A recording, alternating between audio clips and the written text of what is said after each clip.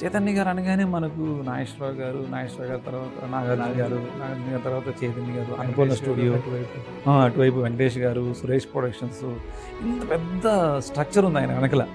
కానీ అవి ఏమీ కూడా ఎక్కడ కనపడవు. ఆయన సరౌండింగ్, ఆయన పరిసరాలలో ఆ వైబ్ కనిపించదు. ఈవెన్ వాళ్ళ స్టాఫ్ను కూడా నేను ఎప్పుడు తిట్టడం చూడలేదన్నమాట. ఏదో ఒక టైంలో మనం రీసెంట్గా ఒకసారి నేను చైతన్య గారు ఇలా పక్కన కూర్చున్నాము, పక్కన ఒక పెద్ద స్కిమ్మర్ ఉందన్నమాట. అది ఎవడో లాగుతున్నాడు, ఇలా పడిపోతుందన్నమాట. నేను చూసి ఇలా అన్నాను, టక్కన అది ఆపేశారన్నమాట.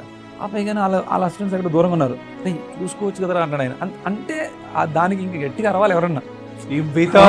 ఆయన బాగా తిట్టడం చేయడం అంటే ఇదే అనమాట.